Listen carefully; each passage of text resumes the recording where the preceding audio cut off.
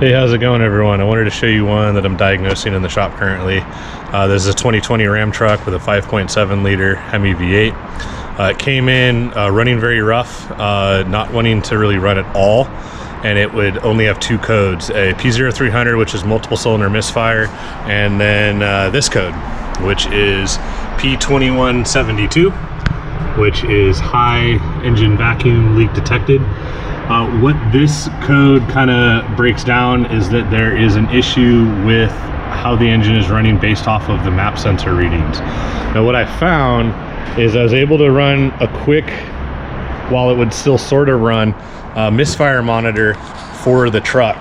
What I was able to see was cylinder number 8 was the cylinder that was misfiring the worst. All 8 were misfiring, and that's because this being a speed density equation vehicle, the map sensor taking data from what the throttle position is and the intake air temperature, it didn't like what it was seeing, and that was because it had an internal vacuum leak. It will set that if it has a really bad external vacuum leak, but my internal vacuum leak is right here. So this is a heavily broken valve spring. Now thankfully it hasn't over revved or dropped the valve down into the engine. So what I'm going to have to do now is replace the spring without taking the cylinder head off, and so I'm going to use an in-frame compression tool. What that looks like is right here. So this is the tool that I'm going to be using. I've showcased what these look like in other videos, but I'll give an accurate demonstration on this one. To be able to do this, I will have to put the engine at top dead center, so the piston for cylinder number 8 all the way up. And I'll do that with taking a spark plug out and putting a screwdriver and allowing it to go all the way up and stop. And then I'm going to use a cylinder leak down tester to hold air pressure inside of the cylinder so that it doesn't drop down and it holds the valve face up. So this is a 30 psi regulated one. I'll probably increase the pressure quite a bit. That way it will keep the valve shut. But with the piston all the way up at top dead center, the valve won't like drop all the way down if that's the case. And I'll be replacing the valve spring. Now from the factory, it does come with a note that states to remove the 2mm spacer and replace it with the 1. So you do need to make sure that you replace this valve shim that goes underneath the spring, kind of like so. All right, I've gone through, removed the rocker assembly, and then put a leak down tester that I've ramped up the regulator past its maximum. It's not gonna hurt the tool, it'll be fine. To allow for compressed air to be in the cylinder. The cylinder is also at top dead center, so even if anything does happen, if I were to lose air pressure, it would the valve wouldn't fall all the way down into the piston.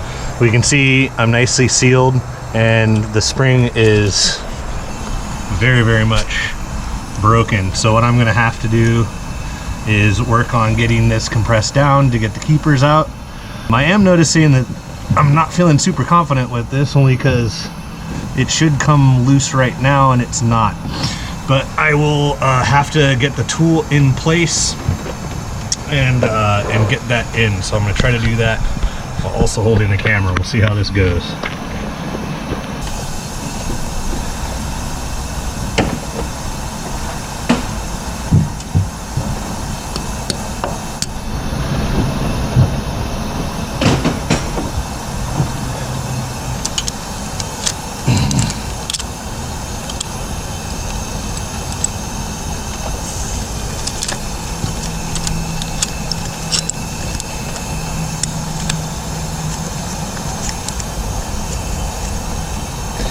So this is the tough part when they're broken. So you saw I like tapped it with a hammer.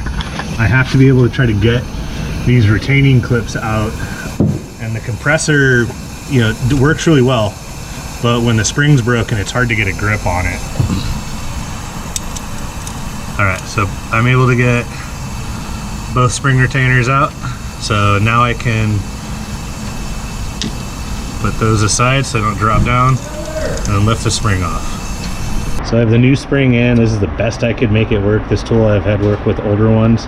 I'm gonna see if I could fish it in. If not, I'm gonna have to do a plan B. All right, so I might have gotten lucky. I'm gonna try to install the keepers. I'm gonna install the keepers with a little bit of white lithium grease. That way they'll stick to the valve stem, and I use a magnetized flat blade screwdriver. So I just magnetize a screwdriver against a transmission pan magnet that I have from an old transmission I pulled apart, and so I'll use that to try to fish those in.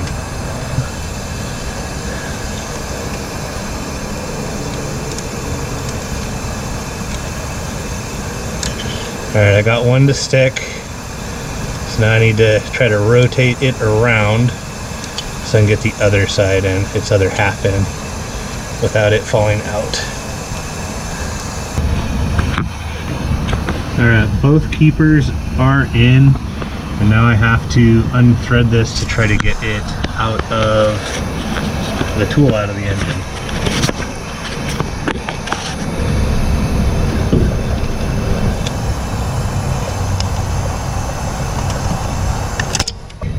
There we go. And that is now back in.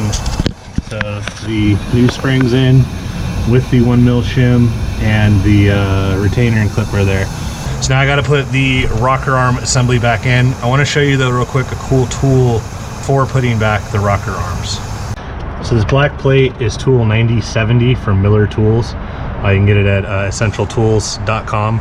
But this is a method to hold up the intake push rods when you go to put the rocker assembly on. So it makes getting the rocker assembly installed and without, you know, bending or mashing over the end of the push rods for these Hemis makes it a lot easier. Just screws in with little thumb screws right there into the cylinder head.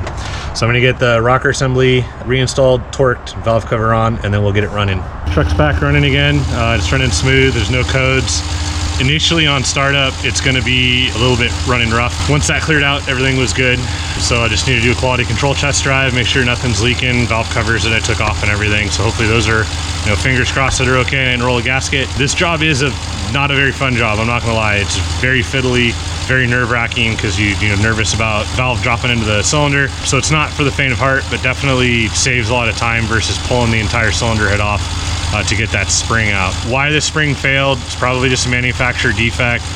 If the engine was revved really high, a harmonic can cause the spring to crack, but I doubt that's what happened. Typically this happens occasionally where one spring will break and that's it. It's probably just a defective spring. We don't have to go through and do the other 15. The one will be fine. So quality control test drive this one and it'll be done. So hope you found this helpful. I know it's fiddly and the camera angles weren't great. It's really tough to try to film this and hold the tools at the same time. So I appreciate your patience, and I will see you in the next one.